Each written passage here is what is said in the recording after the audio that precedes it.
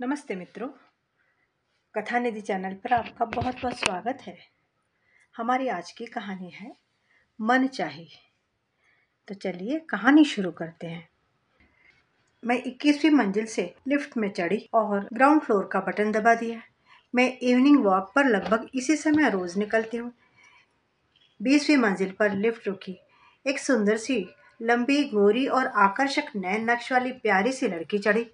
उसे देखकर मन का पक्षी चहक उठा कि काश यह मेरी बहू बन जाए। पिछले 1-2 वर्षों से मैं पूरे जोर शोर से अपने आकर्षक एवं स्मार्ट इंजीनियर बेटे के लिए एक प्यारी सी बहू की तलाश में हूँ। कुछ सोचकर उससे बोली, बेटी आप इसी टावर में रहती हो? जी, उसने संक्षिप्त जवाब दिया और मोबाइल पर नजर गड़ा दी। मुझे बेहद गुस्सा आया कि अजीब है, बस जी कह दिया और मेरी बात को आगे बढ़ाने से पहले ही विराम दे दिया। ग्राउंड फ्लोर पर आते ही वह तेज कदमों से चल पड़ी। शायद वह भी वॉक पर निकली थी। कानों में ईयरफोन लगाए बातों में मशगूल हो गई।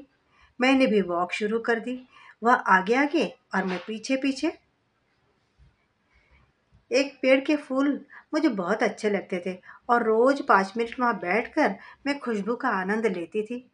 आश्चर्य, वह भी उसी पेड़ के पास रुक गई, फोन सुनते हुए खुशबू का मजा ले रही थी। मेरा ध्यान पेड़ और उसके फूलों में कम, आज लड़की की तरफ ज्यादा था। मैं चल पड़ी, लेकिन वह देर तक फोन करती खड़ी रही। अब वह मेरे पीछे और मैं उसके आगे। मैं जानबूझकर पीछे पीछे नहीं देख रही थी कि कहीं वह यह न समझे कि मैं उसे देख रही हूँ।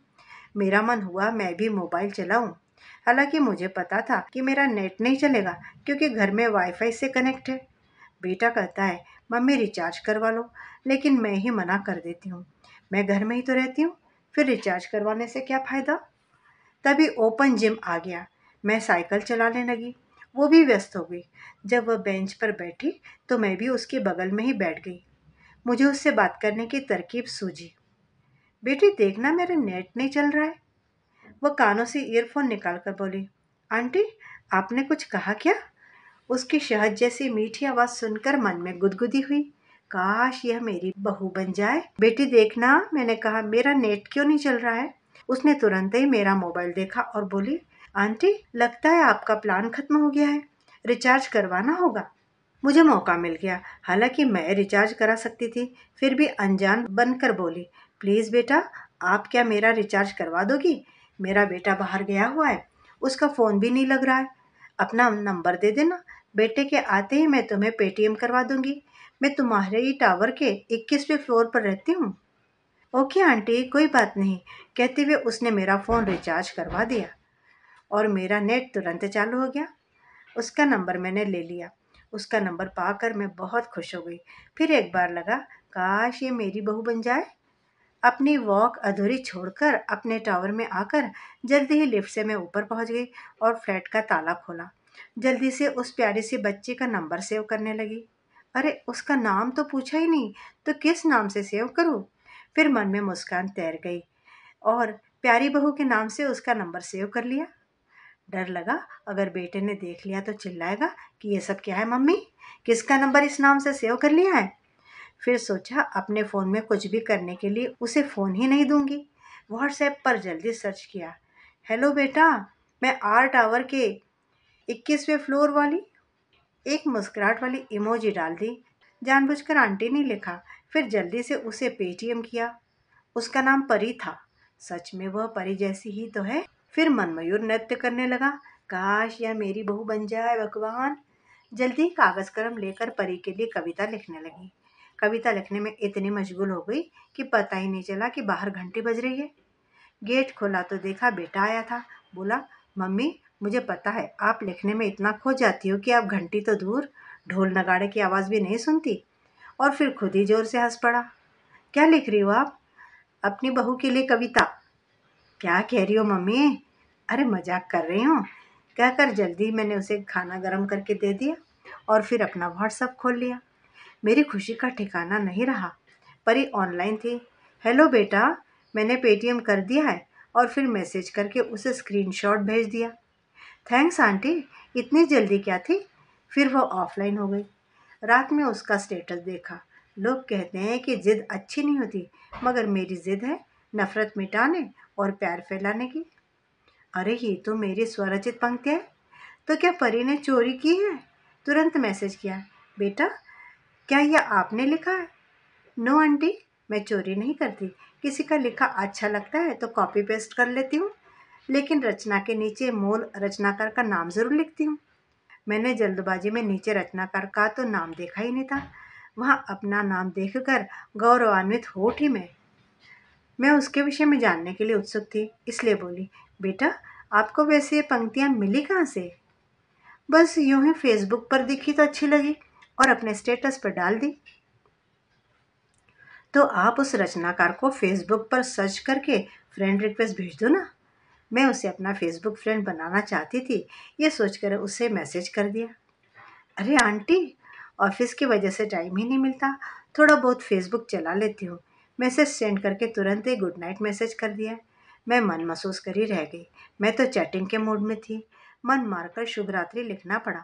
सुबह सुबह जी चाहा सुंदर सी कुछ पंक्तियां लिखते हुए उसे कोई अच्छा सा सुप्रभात संदेश भेजूं, लेकिन फिर यह सोचकर नहीं किया कि कहीं वह यह न समझे कि मैं जबरदस्ती उसे चिपक रही हूँ।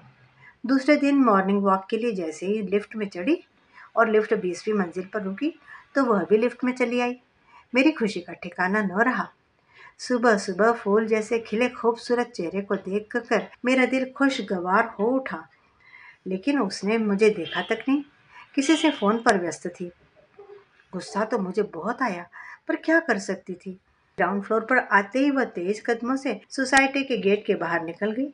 इतनी सुबह सोसाइटी गेट से बाहर निकलने की क्या जरूरत है, जब सोसाइटी में वॉक करने की इतनी जगह है। मैं यह क्या सोचने लगी, गई होगी किसी काम से।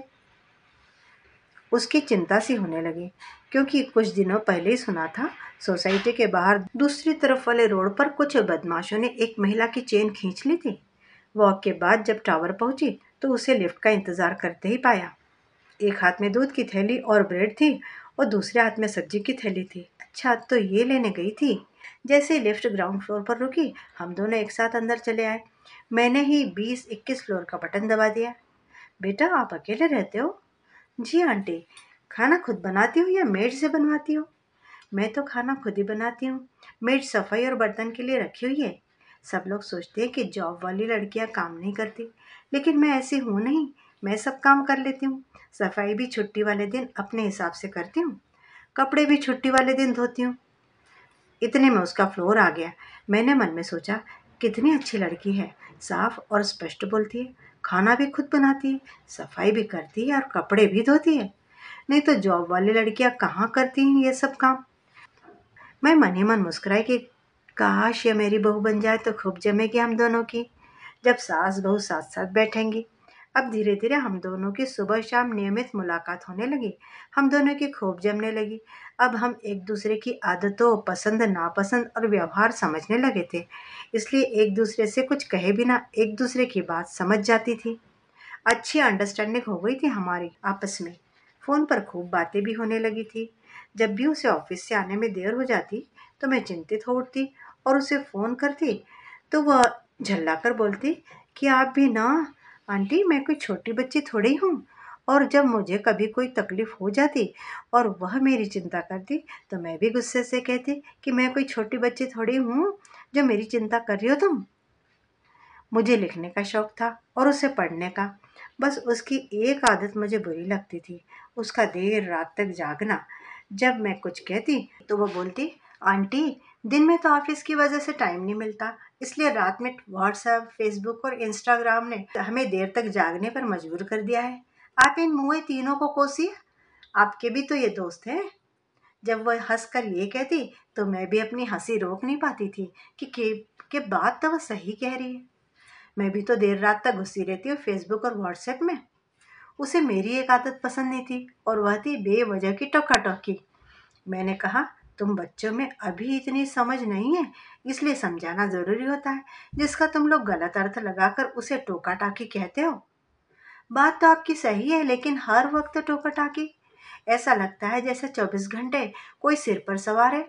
उसकी बात सुनकर लगा, सही कह रही है यह। धीरे धीरे 1 महीना गुजर गया। एक सुबह वह उदास स्वर में बोली, आंटी, मुझे जल्दी ही यह फ्लैट छोड़ना होगा क्योंकि मेरा बॉयफ्रेंड चाहता है कि मैं उसके साथ किसी दूसरी सोसाइटी में रहूं। ये सुनकर मेरा दिल टूट गया, साथ ही उसे बहू बनाने का सपना भी। बेटा, बुरा नहीं मानो तो एक बात बोलूं? जी जरूर बोलिए। शादी से पहले इस तरह साथ रहना गलत है। आंटी, वो चाहता है कि कुछ समय हम लोग साथ गुजारे, जो यहाँ संभव नहीं है। उसे यहाँ क्या परेशानी है? मालूम नहीं, कल शाम को वह मुझे एक कॉफी हाउस में मिलेगा। आप भी वहाँ आइए और उसे यह बात समझाना कि वह जल्दी शादी करे, क्योंकि मैं भी इस तरह अब मिल नहीं सकती हूँ। नहीं बेटा, मैं कौन होती हूँ समझाने वाली? मैं क्यों टोका टाकी करूँ? तुमने ही तो टोका टाकी के लिए मना किया है ना। आंटी, जब बच्चे गलत राह पर जा रहे हों तब बड़ों की टोका टाकी जायज ही है। ठीक है, कब आ रहा है वो? कल आप शाम 8 बजे कॉफ़ी हाउस आ जाइए। मैं आपको लोकेशन भेज दूंगी। शाम के खाने की तैयारी करके कॉफ़ी हाउस जाने के लिए कैब बुक कर ही रही थी कि बेटे का फ़ोन आ गया। मम्मी, देर से घर आऊँगा, एक दोस्त के साथ कहीं जा रहा हूँ।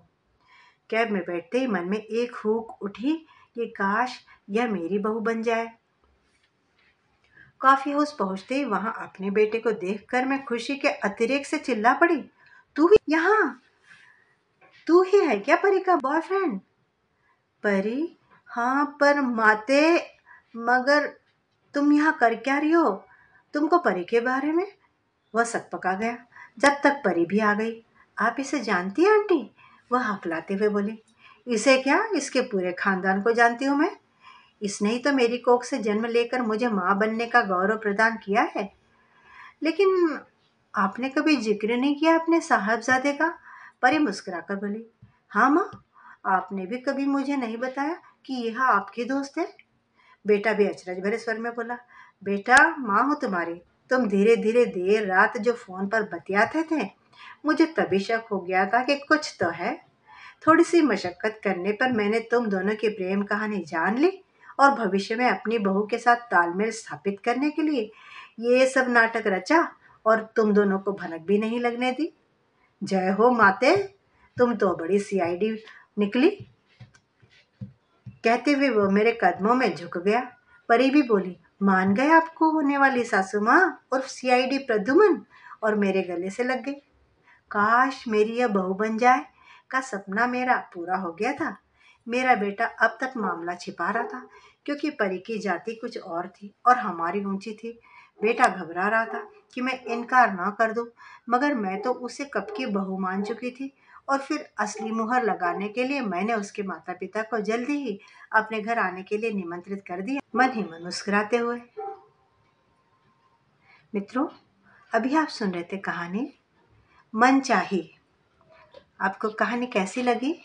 मुझे उम्मीद है कि कहानी आपको अच्छी लगी होगी। लाइक और शेयर ज़रूर कीजिएगा, और चैनल पे नए हैं तो चैनल को सब्सक्राइब भी ज़रूर कर लीजिएगा। और हाँ, आपकी राय कहानी के बारे में ज़रूर कमेंट बॉक्स में लिखिएगा।